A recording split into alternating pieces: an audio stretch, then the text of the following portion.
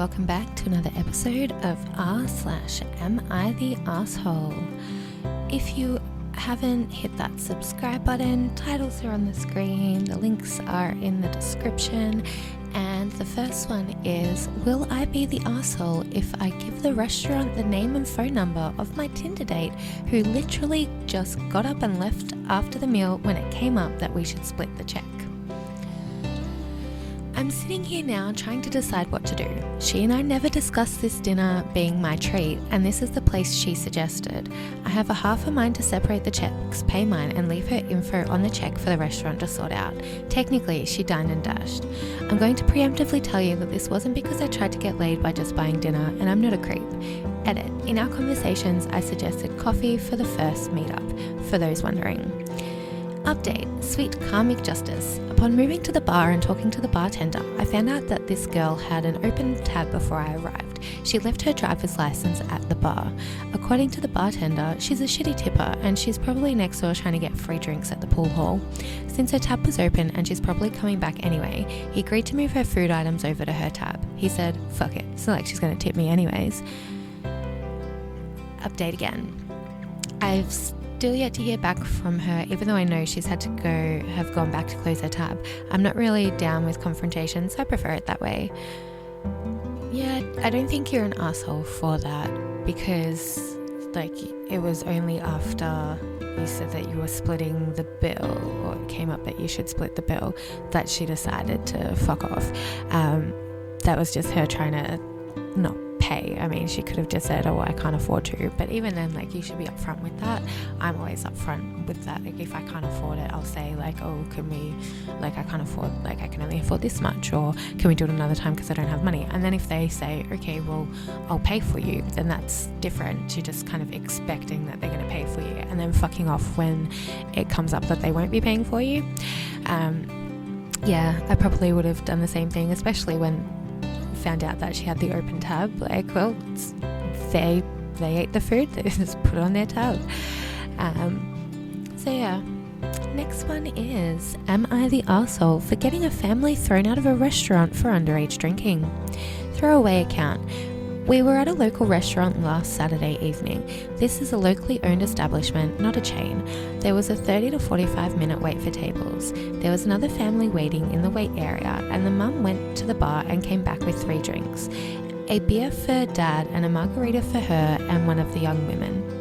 There was another young woman there who looked of college age and had on a college sorority t-shirt, but no drink was brought for her. But as I watched, I noticed that the mum was sharing her margarita with the 4th girl, who I assumed was under 21 as she had no drink of her own. In fact, I'd guess the 4th girl consumed most of the mum's margarita. I mentioned this to my husband and he said, so what, forget it. Full disclosure that I'm a non-drinker myself and certainly don't approve of underage drinking, not to mention that this behaviour might put the restaurant at risk, so I mentioned it to the hostess. A short time later, a manager, I assume, came and asked to see the girl's ID. The girl with her own drink produced one, the second girl who had been drinking from mum's drink did not. I did not hear the exchange, but the family left thereafter. I assume they were asked to do so. My husband said that it was a crappy thing for me to do. I feel like I was protecting the restaurant. Was I the asshole? Most of the comments say that this person is the asshole, so obviously this is an unpopular opinion time, but no, I do not think that you are an asshole for quietly letting the staff know that there may have been someone breaking the law in their venue. The person who was serving that table, I don't know what the laws are in whatever state that this person was in, but in Australia, the server can 110% be charged and fined, and it's a lot of money, and so can the establishment. And they can also lose their liquor licensing, which means that no alcohol can be served at all. And it's a really, really, really big deal. Now we do also allow for underage people to have a beer or wine with their meal under the supervision of their parents in a restaurant, but it has to be while they're eating, and then once they're finished eating they can't keep drinking the alcohol, and it's up to the restaurant's discretion if they allow it or not. They have every right to not allow it, but you have to give them the option to make that decision. If you take that option away from them in a place where it's legal but it's up to the restaurant, then they are well within their right to ask you to leave. And you potentially saved this restaurant and the server a hell of a lot of money by letting them know. So no, I don't think you're an asshole for doing that. And if you had have made a scene or something like that, then yeah, sure, asshole. But just for telling them and letting them know that it could be an issue and letting them make a decision about what to do about it, that's the right thing to do. And the next one, am I the asshole for reporting 2 co-workers and potentially getting them fired? Lest anyone think that this is a clear not the arsehole situation, I want to make it clear that I don't take people losing their jobs or having their careers ruined lightly. Last weekend I went to a professional conference with 2 male co-workers, Sam and Dave. I'm a woman. I noticed on Friday night that they were both being awkward and tense, but I thought it was just nerves because we had to present in the morning. On Saturday morning, they were incredibly tense with each other, which led to an awkward presentation, and then we were in separate panels all afternoon. I went out to lunch with a few people I met, and while I was gone, I got about 10 texts from each Sam and Dave asking where I was, if I was okay, etc. I thought this was weird because we didn't have plans to eat lunch together, and we never eat lunch together or hang out at the office. After the last panel on Saturday, Sam asks if I want to get dinner. I tell him that I'm meeting up later with a friend, so I won't be around. About 10 minutes later, Dave finds me and asks me out for dinner, and assuming Sam and Dave would be together, I said, "Oh, I already talked to Sam. I have plans tonight, sorry." Dave gets upset and says, "Sam already asked you?" And I couldn't figure out why he was upset. Sunday afternoon, everything comes to a head as we are waiting for an Uber for the train, and the two almost get physical and have to be separated by another attendee from the conference. I was talking to colleagues, so I didn't catch it, but I asked them what was going on and was told they were fighting over me all weekend and were fighting over who got to sit next to me on the train, and that I needed to pick which one of them would sit next to me. I honestly said, "Neither of you," and this led to them basically giving me an angry "it's him or me" speech about which one I have romantic feelings for, and I told them neither of them. There is more to this, and they said a lot more weird things, but I'm approaching the character limit. Both texted me repeatedly on my work phone from the train, but left me alone once we got back and I took an Uber home. On Monday, I immediately reported them with a breakdown of their behaviour and copies of all texts and emails. I also told my bosses that I was frankly not impressed with their presentation. My bosses both take sexual harassment in the lab seriously, and I was told that this could lead to them both being fired and losing funding for projects they're working on. Am I the asshole for reporting this? I talked to a couple of colleagues who said it sounded like awkward boys with a crush, but I'm 31 and they're at least as old as me. But we've all worked extremely hard to get where we are in our careers, and this could derail their careers and blacklist them in the field. Edit. This isn't a humble brag. I'm a nerd of the same caliber as Sam and Dave, but I'm the only woman in our lab besides one of our bosses, so I'm probably the woman they are most around. As I said in a comment, we talk about professional stuff, but neither of them are on my immediate team, so we don't interact a lot. I haven't done anything to lead them on, and I'm not a flirty person. To be clear, I didn't report them to HR or report them for sexual harassment. I sent our two bosses a description of the events and screenshots of the messages and one email Sam and Dave sent me. My bosses deemed it sexual harassment. They're having a follow-up meeting about this tomorrow because our presentation is now viewable online, and our bosses wanted to speak to some of the colleagues who witnessed their behaviour.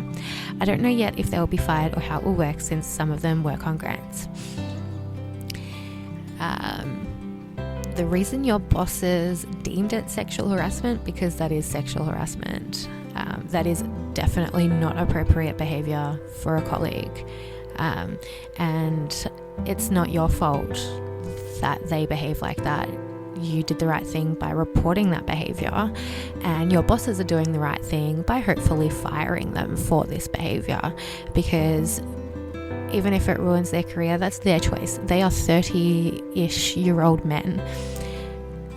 They should know how to behave, and being like, "Oh, I'm a nerd," is no excuse for not knowing how to behave. So no, not the arsehole. Next is, am I the arsehole for not telling my neighbours that their daughter got her first period? I, 22 male, live next door to a lovely family with 3 girls aged 13, 9ish and 6. We get along adequately considering I'm a bit of a hermit. They'll occasionally invite me over for dinner, and I let them use my spa whenever they want. Recently they asked if it would be okay if I would be okay acting as a semi-absent babysitter for the girls over the weekend, as they were going on their first trip, leaving them home alone for one night. They're a bit young for that though, right? I of course said no problem, and even said I would go over and check on them overnight to make sure they hadn't vanished. Everything is set up: phone numbers, medical information, a will, just in case, and off they went Saturday morning. Nothing of note happens until 4 p.m. rolls around and I get a knock at the door. I was fully expecting to have to go turn on the oven for them or something, but standing there is the oldest girl, looking more pale than bucket of water.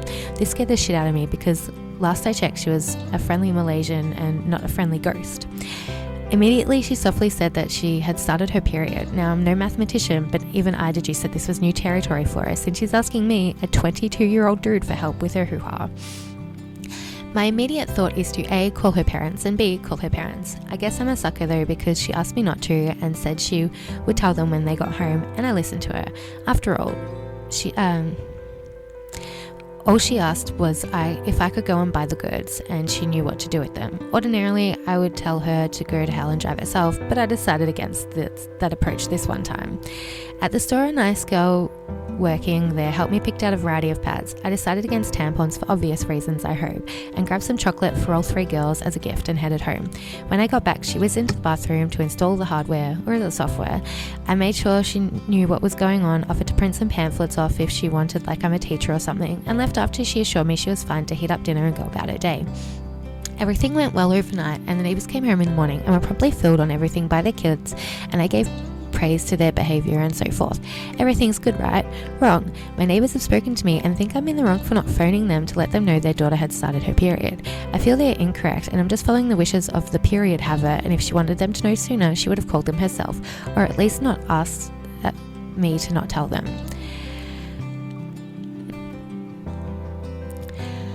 No, I don't think you're the asshole for this. I actually think you did the right thing by keeping her trust. It means that if there's something that she needs, she will be more likely to come to you, and it's always good for kids to have adults that they trust. If she hadn't have wanted to tell them at all, I would have just encouraged her to tell them, but because she said that she was going to tell them when they got home, it's not like it was going to be this big massive secret. Maybe she just didn't want them to worry while they were on their trip away, which, it's fair enough. They were going to be home the next day anyway. It's not like it was a big deal that they really needed to know about at the time. Not the asshole. And the last one for today. Am I the asshole for getting mad at a girl who copied my tattoo and refusing to tattoo her? Throw away for professional reasons. I, 24 male, am a tattoo artist with quite a large following online. For those of you who aren't really into tattoo culture, a big issue in the community is tattoo copying. This is essentially when someone takes a tattoo someone has and gets another artist to trace the design and get it on them. This is seen as stealing within the community, as designs for us are sold, and is incredibly disrespectful. Any decent artist will not copy a tattoo. I've spoken a lot about this online, as it happens to me a lot, as well as other artists I know. Last week I had a woman come in for an appointment with me. She was heavily tattooed. I mention this because I think it makes it less likely that she didn't know that tattoo copying is wrong. And 2 of those were stolen designs that I had done on another client. One of them was meaningful to the client, and the other was a flash design I did. She showed me the tattoos, and after I finished designing the tattoo for her that she was getting that day. The conversation went something like, I saw these 2 tattoos on your Instagram and had to have them. They're actually done really well and were a good way to tide me over until I could get to you. Thanks. Just for the future, most artists don't appreciate it when you copy their work. Those tattoos are supposed to be one-offs. It's a compliment though, really. Haven't you ever heard of this issue? Yeah, I've heard all the drama about copying tattoos, but I don't see why it's an issue. I wouldn't care if someone copied mine, so who cares? That's when I got quite mad. I told her that not only is she acting very ignorant, she's disrespectful and essentially stealing my artwork. She hadn't changed either of the designs at all. I told her to get out of my shop and not to return, as we don't tattoo people who don't respect the industry. I also didn't refund her the £100 deposit, as she still spent time in the studio getting a design drawn when I could have had another client. She left a review saying I'm an arsehole. The rest of my studio agreed with me on the issue, but we all agree we can see how someone outside the industry might not agree. Am I the Arsehole? Update, just to clarify, the deposit was for the design itself. It was a large design that was going to take up her whole thigh, so it took a long time to draw up. I could have had another client in that time. As someone not in the industry, no, you are not an asshole for not tattooing someone who not only stole your design to have done by some wannabe tattoo artist asshole who should have had an issue with copying the design themselves. No, like, I would not expect you to tattoo them. Like, holy crap, are they going to pay you for the designs that they already got from you when they stole them? Like, they didn't have the copyright or the rights to be able to use that image. Tattoo is still a piece of art, and there is still copyright ownership over that piece of art. Just because it's a tattoo doesn't change the fact that copyright laws on designs exist. So yeah, no, you're not an asshole for doing that, and I'm glad that you got some money off this bitch, at least to cover some of the costs of the designs. And that is it for today. I hope you liked this video. If you did, hit that like button. Otherwise, just like fuck off, I don't care. If there are any other subreddits that you want me to cover, please let me know, and I will see you whenever I upload the next one.